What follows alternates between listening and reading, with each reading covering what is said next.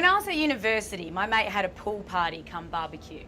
She just bought one of those blow-up paddling pools, you know, the adult-sized ones. She used to work on a phone sex line. When she was working, she'd have the line wired to her home phone. It used to spin me out because she was really down to earth and not overtly sexual at all. We were studying theatre, so I guess it kind of makes sense. She just put on an act, playing the different characters she'd invented. She eventually got fired though. Abused her customers too much. Dirty pigs. Anyway, the party started off as mostly people from uni, but as the day wore on, more and more of her other friends rocked up. When the eating started, some guy asked me why I wasn't getting involved. Vegetarian. He then went on to ask that question that most meat eaters don't really want to know the answer to, but they can't help themselves. They have to ask. So, what are your reasons for that? God, I hate this question. I can't remember exactly what I said, but it would have been one of my basic beliefs. Grazing animals is bad for the environment. The animals are normally treated badly. It's one of the main reasons Indigenous people got kicked off their land. I don't like how easy it is to walk into a supermarket, pick up a beautifully packaged piece of meat without the blood, and not take responsibility for how it got there. You know, one of the reasons that are not that hard to figure out. Then his girlfriend piped up. Well, I don't mind that people are vegetarian. I just don't like it when they preach about it. Bitch. She's lucky I didn't delve into what I really thought. That I don't eat meat because of the karma. Because I don't want the blood on my hands, day in, day out. All that bad karma. It's a big weight the universe would have to balance in my life. I don't need something as simple as my diet interfering with that.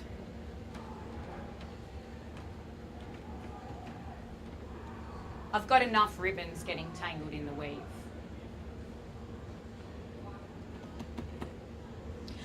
I wake up in the morning and I turn towards the sun, and I think of life being simple, like when the world was young, and I pray for all your blues to go away.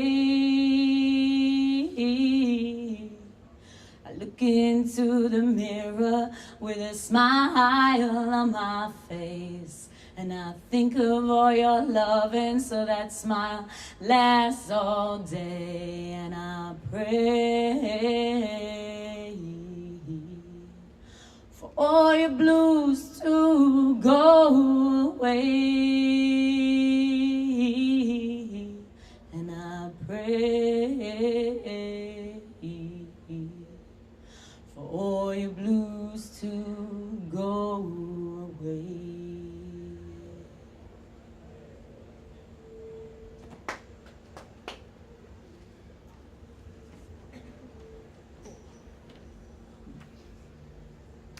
I know I should be embarrassed to admit this, but I'm a big fan of the X Factor. I love all those singing, dancing competition shows. I like to pretend that I'm the judge when I watch. Sometimes I even fantasize that I'm one of the contestants. It may be the only reason I ever have for singing covers, but I'd make a real show of it. Dress up and pretend like I'm in a musical, telling a story and being someone else. Mel B would love it. I'd always choose the right song and I'd really connect with my audience. It would be full of moments. That's what they talk about on these kinds of shows. Creating moments that the audience will remember and make them want to vote for you.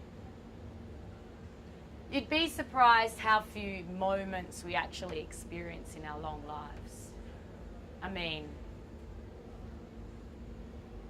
real moments. Things that change us.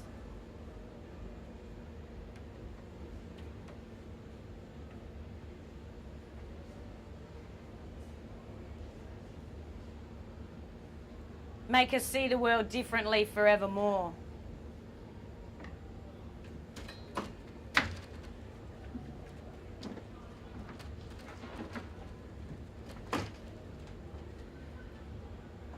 they take a piece of us. I think we surrender it in the hope that we will understand.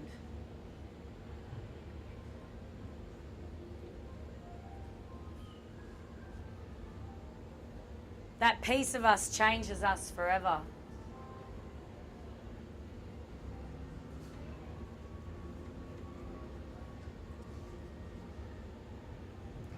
In my experience, these moments come in one of four forms: birth, death, travel, and love.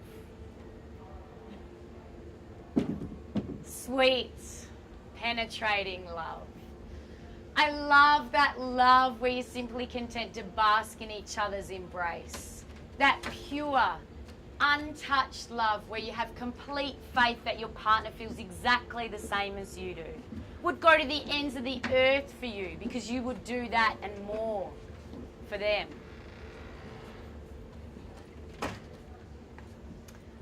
Love.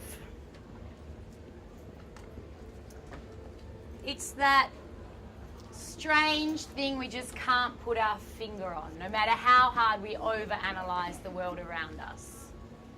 It's such an overwhelming feeling, and, well, the words that we've come up for feelings, I just don't think they really cut it. They don't suffice somehow.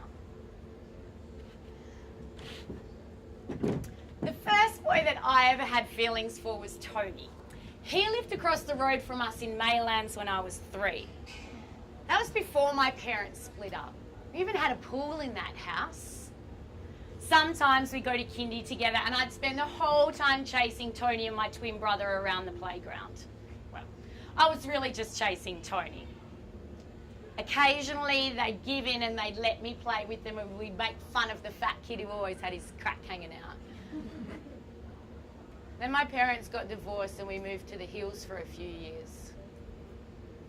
We didn't have a pool in that house. We had this big field of a backyard that us kids managed to burn down playing with matches. That's the first time I almost killed myself with fire. In year 1, I had a crush on Antonio. He was Spanish or South American or something. His sister had the longest black plait that I'd ever seen. One school excursion, I remember we went to the park and I spent the whole time chasing Antonio around the playground. Chasing again. I still love the chase. Sometimes it's the best bit. I think I like the challenge more than anything. Anyway, I'm pretty sure Antonio was loving it too because he sat next to me at lunch and shared his sandwiches with me.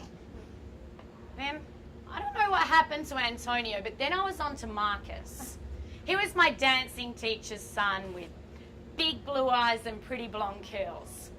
He was in the other year 1 class and they'd come over to our class for music lessons. You'd think I'd be more interested in music class, but I spent the whole time trying to get Marcus's attention.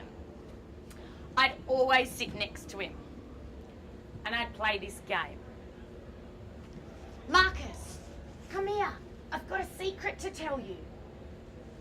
And Marcus would bring his ear close and I would plant a big fat kiss on it. And Marcus would pretend like he didn't like it. But then, a few minutes later when I said again, Marcus, I've got a secret to tell you. A real one this time. He would bring his ear close and you get a big wet one smack in the ear. God knows how I came up with that game at the age of 6.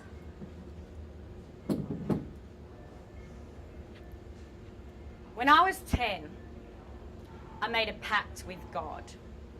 Now, I'm not religious, but I got sent to a Catholic primary school where they encourage you to talk to God, converse with God. He was there for me, for anything and everything. So me, being a good Catholic girl, that's exactly what I decided to do. I got down on my knees and I spoke to God. Please, please, please, God, please let me have sex just once before I die. I just want to know what it feels like. See, I was already going through puberty at the age of 10 and sex totally intrigued me. It was this secret adult world that I knew was good, because on TV and in movies, they never show what actually happened, but they always cut to afterwards and the adults have smug smiles on their faces. I realise now I have a classic case of FOMO, fear of missing out. And this was just an early example of it. I didn't want to miss out on experiencing sex before I died. So that's why I made the pact with God. Well, I guess it was really kind of like a wish, because as far as I could remember, I didn't have to do anything on my side of the bargain. Years later, when I did have sex for the first time, it was very memorable. I've been seeing my boyfriend for a while. It was getting pretty serious, and I was ready to, go all the way. I negotiated with my dad so that my boyfriend could stay the night at our place in West Leederville, and I wanted to make the whole thing very romantic. I lit candles, burnt incense, went and bought myself some new underwear. I remember it was a pretty pink number with bows all over it. I wanted to make sure everything went just right. It was absolutely incredible.